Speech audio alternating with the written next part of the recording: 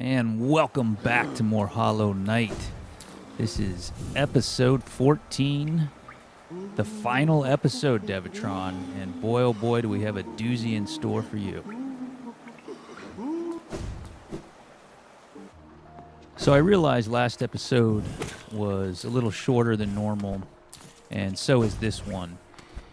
But given all that happened in last episode and all that's about to happen in this episode, I decided it would be better to have two kind of shorter episodes back to back instead of just one big one with, you know, a whole bunch of stuff coming at you.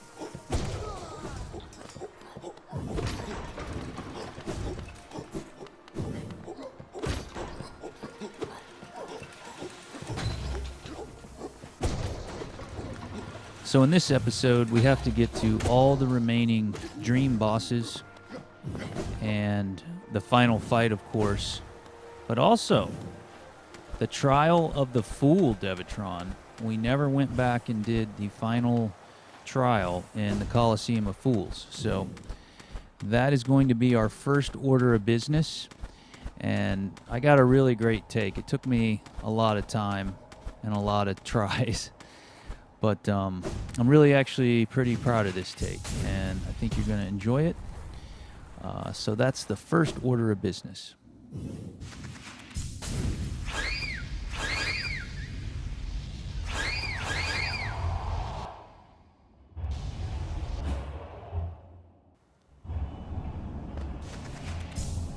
So my charm setup in here, it's a little different than what I used for the first two trials, and it's a little unorthodox. I've never seen anybody use this one charm. So I go with Shaman Stone Strength, Nailmaster's Glory, and Dream Wielder, which are pretty standard, but what? My last three notches, I use Dream Shield? What is going on, Devitron? Look at this weird Dream Shield floating around me. Nobody does this. What am I thinking, Devitron? Let's find out if it works.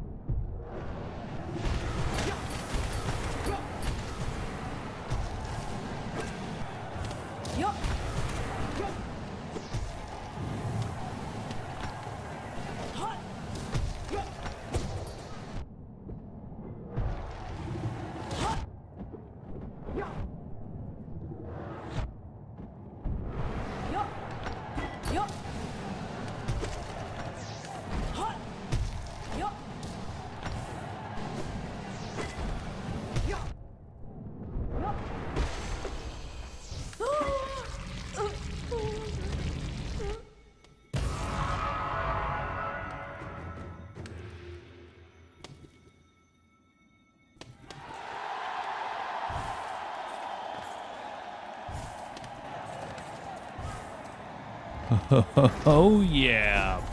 Big time, Devatron. Looks like the Dream Shield wasn't so bad after all, huh?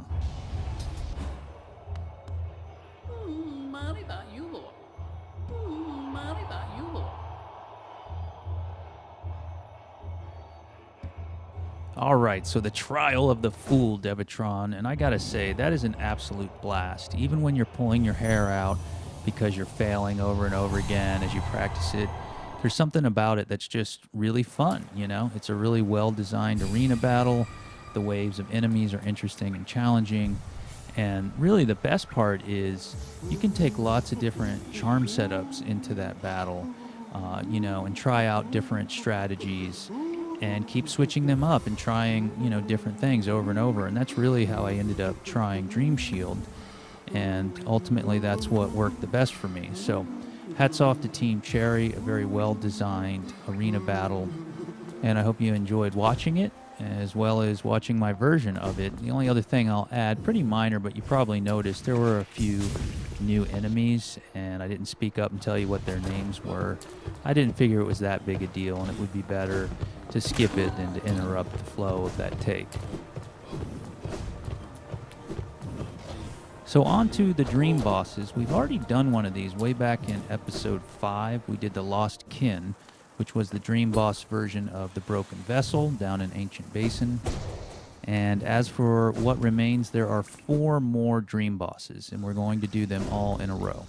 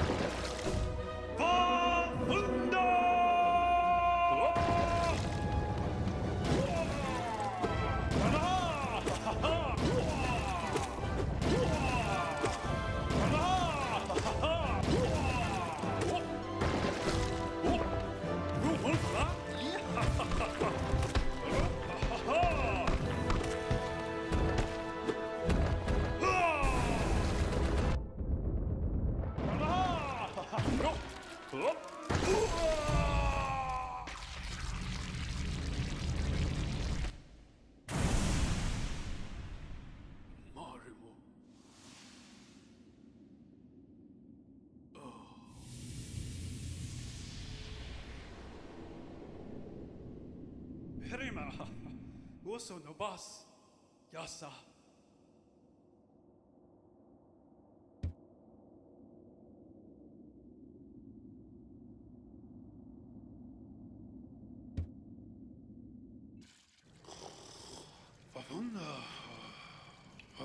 Okay, very fun fight there with the White Defender, the Dream Boss version of the Dung Defender.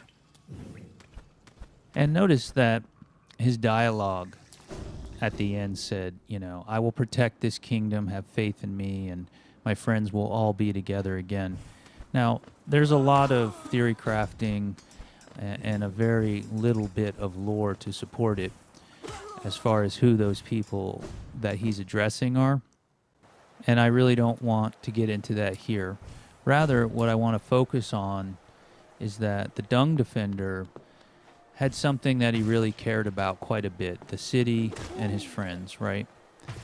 And as we move forward and do these Dream Boss encounters, and we listen to their story after each encounter, I want you to think about the fact that, like the Dung Defender, they all had very intense dreams and ambitions and desires and things that were important to them. And if we think back on the Lost Kin, the one Dream Boss we already did, while she might not have had ambitions of her own, there was a lot of expectation put on her, right? She was supposed to be the vessel, and she ended up being the broken vessel. So what I'm trying to get across is that these dream bosses, and why they're dream bosses, and we have these encounters, and we don't have them with other bosses or other characters throughout the game, is that all of these characters represent individuals who had very, very intense dreams and or expectations and or ambitions, desires, etc., that the evil light could exploit and latch onto and manipulate and cause the most damage with. You see what I mean? These are the characters in the story of Hallownest that had the most invested in their goals and ambitions and the most to lose if they failed. And regardless of how major or how minor a role each of these characters played back in the history of Hallownest, what they all shared in common was an intensity of desire and or expectation placed upon them. Okay, these were the characters with the biggest dreams. You see, Devitron, which is why their dreams have ended up being bosses. You get it? Their dreams, their desires and ambitions are so intense that just those ambitions have become bosses in and of themselves.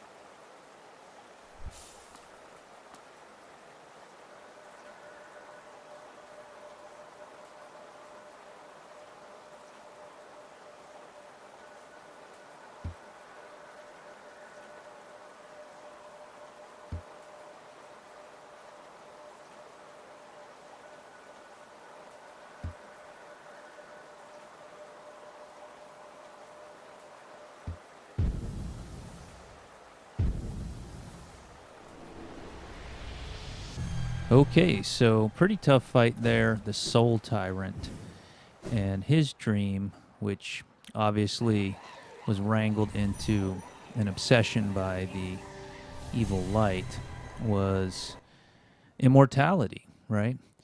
And like he said, the king didn't go for that, and most likely because the Pale King, while allegedly immortal himself, I don't believe he wanted immortality for his subjects. Rather, he was interested in a union of plant and animal and mind and soul, and a type of harmony and a type of progress, but not necessarily just immortality, right? So I think that was a bastardization and kind of a warping of this magical soul which the Pale King brought to the table, and ultimately it was the Soul Tyrant's ruin. Now, as for these charm selections, Sprint Master, Quick Slash Debatron, these are some pretty unusual choices for our guy. So whatever this dream boss is that's coming up, he should be pretty interesting to warrant such odd selection.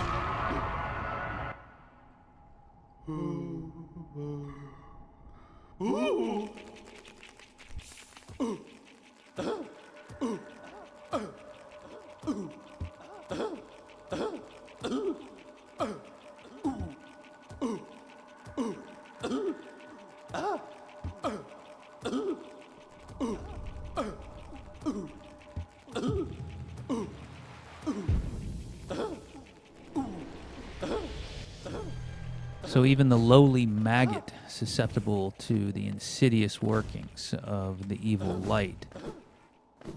And what we considered to be a pretty basic boss, somewhat tragic, somewhat comic, all the way back in episode 1, The False Knight, in fact turns out to be yet another example of ambition distorted into some of the most destructive madness and obsession.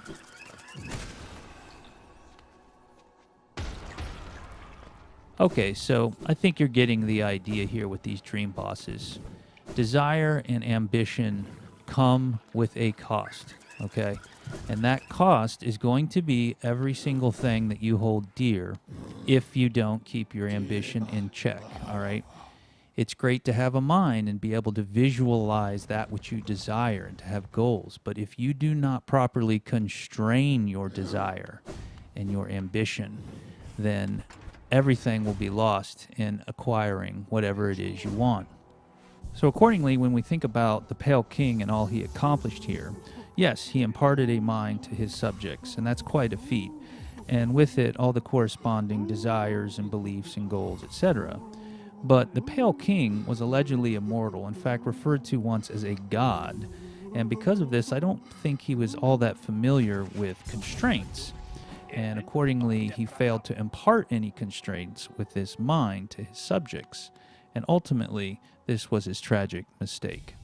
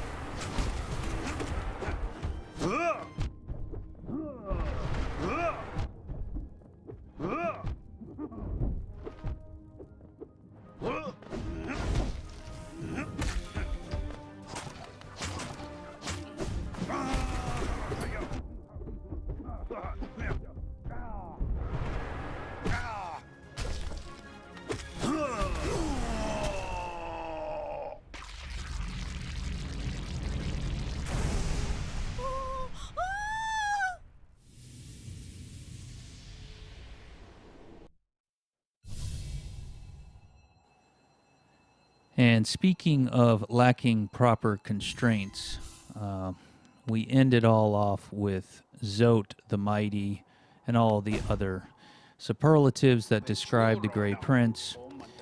And he ends our tour of the Dream Bosses with an exemplification of the absurd. However, as ironic as it may sound, Zote does serve an interesting function with regard to telling this story. Now think about it. He looks an awful lot like us. He's the same size, he has a similarly shaped mask, he wields a nail, he claims to have arrived here from beyond. It's just that he arrived here with all kinds of dreams of grandeur and conquering and all the rest in his head, whereas we arrived here with, well, nothing. No ideas, no memories, no desires. We arrived with nothing, and we've remained with nothing. And that is why we are the ones that must face the evil light once and for all. Hakana Sagamos.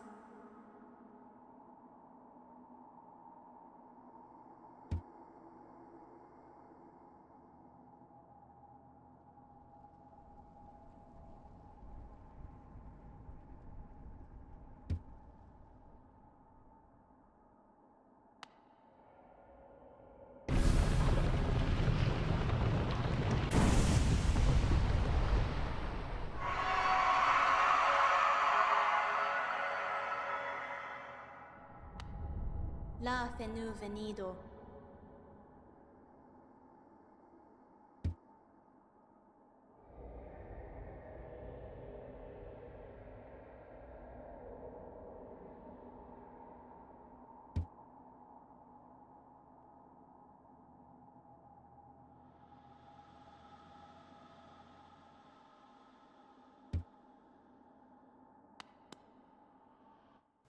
In the end, the Hollow Knight, being raised by the Pale King and the White Lady, was instilled with an idea and a purpose.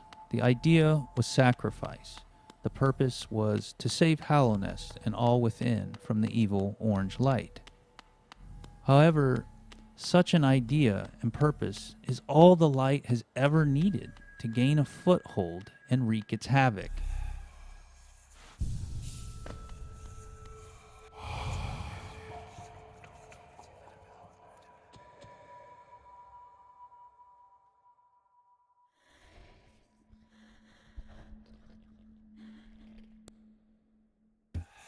Accordingly, this is why the Hollow Knight is failing. This is why the evil light is back again and is spreading everywhere. And this is why a pure vessel like ourselves, with an absolutely perfectly void heart, can once and for all complete the plans of the Pale King and save Hallownest forever.